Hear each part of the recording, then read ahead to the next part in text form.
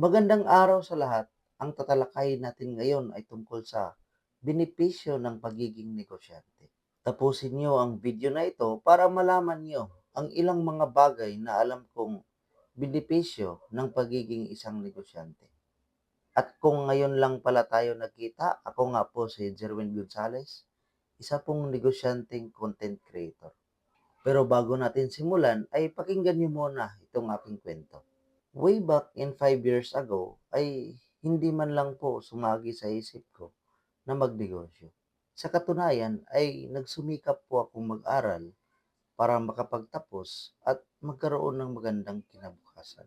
Kasi ang alam ko sa mga panahong yun ay tanging edukasyon lamang ang makapagbabago sa takbo ng ating buhay at makamit ang ating mga pangarap. Sa di malamang kadahilanan, nung graduate na ako sa kolehiyo, ay pinagsikapan ko rin pong makapasa sa board exam.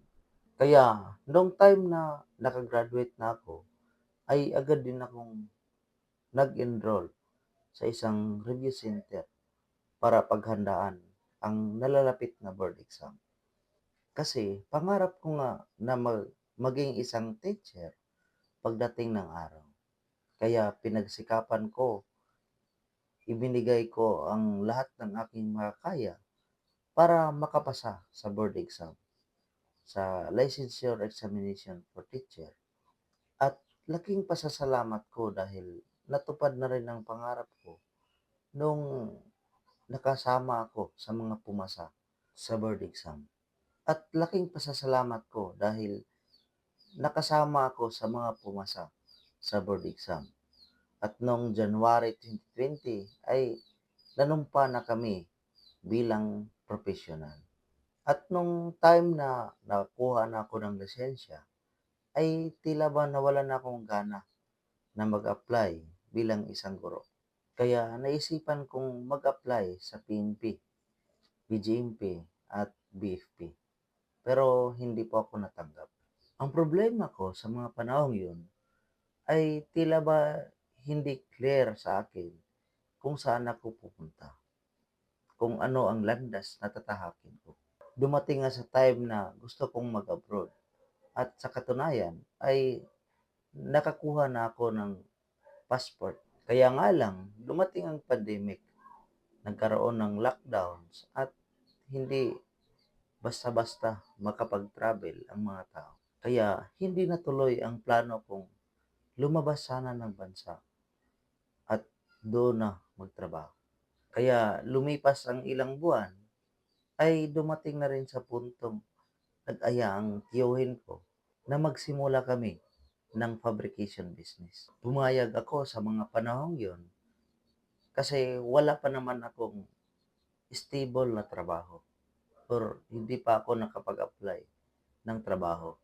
Kaya yun na muna ang pinagkaabalaan ko sa buhay. Kaya noong October 2020 ay nagsimula na kami sa aming tang fabrication business at nagkaroon din ng isang customer. Kahit na may kakulangan kami sa gamit, ay napagtagumpayan din naman namin ang mga challenges na yun. Kaya simula sa mga panahong yun ay nasasabi ko sa sarili ko na hindi na talaga ako mag-a-apply ng trabaho. At dito na ituon ang buhay ko at dito na ako matuto sa pagninegosyo. At nadiskubre ko rin sa sarili ko na dito ako masaya. Dito ako nagkaroon ng malayang oras ang makapunta sa iba't ibang lugar, lalong-lalo na kapag kami ay may delivery. Magkaroon ng koneksyon at maibabahagi mo ang kalaman mo para sa iba. Sa aking 4 na taong pagninegosyo ay masasabi ko talagang hindi po madali. Minsan panalo, minsan naman talo.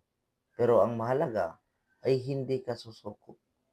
Hindi mo sinukuan ang pangarap mo na makamtan ang maginhawang buhay sa iyo at sa iyong pamilya. Kaya ngayon ay tatalakayin natin ang benepisyo ng pagiging negosyante. Ang pagiging negosyante ay maraming benepisyo at alam kong gusto rin natin ang mga ito. ang kalayaan sa pananalapi o tinatawag nilang financial freedom, ang kalayaan sa oras o time freedom, pagkakataon sa paglago, pagkakataon sa paglikha, sa pagkakataon sa pagtuturo, pagkakataon sa pagkakaroon ng pagmamay-ari, at ang pagkakataon sa pagbabago. Ang pagiging negosyante ay nagbibigay ng kalayaan sa pananalapi. Hindi ka na nakasalalay sa isang buwan ng sahod, kundi may kakayahan ka ng kumita ng mas malaki sa pamamagitan ng iyong negosyo. Alam nating ang pagkakaroon ng financial freedom ay tila ba pangarap nating lahat na makamtan ang iyong gusto na hindi na pinoproblema ang pera. Ang hindi mamroblema sa pera ay pinaniniwalaan kong isang long-term na proseso at hindi naging madali. Kaya kailangan nating pagsikapan at magpursige sa ating kanya-kanyang negosyo. O kung ikaw ngayon, o kung ikaw ngayon ay wala pang negosyo, ay magsimula ka na base sa kakayahan mo o base sa talento mo na hindi ka na kukuha pa or maghanap pa ng malaking kapital para masimulan ito. Isa pang benepisyo ng pagiging isang negosyante ay ang kalayaan sa oras o tatawagin sa English na time freedom. Ang pagiging negosyante ay nagbibigay ng kalayaan sa oras. May kakayahang magpasya na kung kailan at paano gagawin ang iyong trabaho na nagbibigay ng mas malaking kontrol sa iyong buhay. Ang pinupunto ko rito na magkaroon ka ng malayang oras ay kung dumating sa punto na ang negosyo mo ay kaya ng umandar mag-isa, na hindi na kailangan ang presence mo bilang may-ari. At mangyayari lang ito kapag nagkaroon ka na ng sistemang gumagana. Ang pagkakaroon ng malayang oras ay tila ba pangarap nating lahat. Sa simula ng iyong pagninegosyo ay maaaring hindi mo pa ito mararamdaman dahil maaaring ikaw pa muna ang magtrabaho sa lahat ng gampanin ng iyong sinimulang negosyo. Pero kapag ikaw ay nagsimulang kumita na, ay magsimula ka na rin mag-hire ng mga taong makakatulong mo sa lalong pagpapalago ng iyong sinimulang negosyo. At yan ang isa sa nakikita kong benepisyo ng pagiging negosyante. Isa pang benepisyo sa pagiging negosyante ay ang pagkakataon sa paglago. Ang pagiging negosyante ay nagbibigay ng pagkakataon sa paglago at pag-unlad. May kakayahan kang lumawak ang iyong negosyo at magbukas ng bagong oportunidad. Kung ikaw ay nagninegosyo ngayon, ay napakalaking chance na mabago ang takbo ng buhay mo. Magkaroon ka ng chance na yumaman na pwede mong ipamana sa mga mahal mo sa buhay. Ang pagiging negosyante ay nagbibigay ng pagkakataon sa paglikha. May kakayahan kang lumikha ng mga bagong bagay o serbisyo. Ang mga tunay na negosyante rin ang nakakakita ng tunay na pag-unlad sa hinaharap. Sila ang may kakayahang makagawa ng mga bagay na gusto nila na hindi diktar ng iba.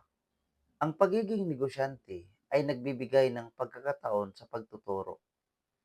May kakayahan kang magturo sa ibang tao patungkol sa iyong negosyo o sa iyong karanasan kahit pa mali-mali ang iyong naranasan sa pagninegosyo o kahit na puro lugi ang iyong nararanasan sa iyong negosyo, ay pwede rin namang ibahagi ito sa iba para mas makatulong ka sa kanila. Sa pagtuturo tungkol sa iyong karanasan ay pwede kang maka-inspire ng ibang tao. Isa pang bagay na benepisyo ng isang pagiging negosyante ay ang pagkakataon sa pagkakaroon ng pagmamay-ari. Ang pagiging negosyante ay nagbibigay ng pagkakataon sa pagkakaroon ng pagmamay-ari. May kakayahan kang magkaroon ng iyong sariling negosyo o may kakayahan kang mas palaguin pa ang iyong tinatrabahong negosyo.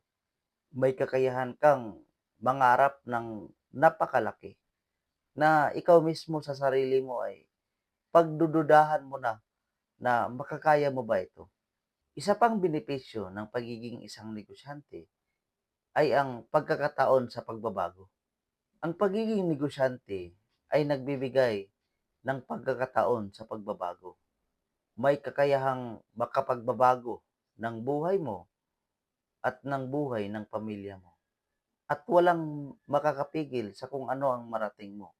Basta ang sikreto, lakihan mo ang pangarap mo at huwag mong susukuan ito. Sa kabuuan ay ang pagiging negosyante ay nagbibigay ng maraming benepisyo. Kabilang na riyan ang kalayaan sa pananalapi, pagkakataon sa paglago, kalayaan sa oras, at marami pang iba. Kaya kung ako sa'yo, ay magsimula ka ng sarili mong negosyo.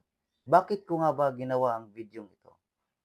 Dahil naniniwala ako na kung wala kang ibang gawin o kung wala kang gawing bago sa buhay mo, ay wala ring mangyayaring bago. Dahil naniniwala ako na kung wala kang bagong gawin sa buhay mo, ay wala ring mangyaring bago sa'yo.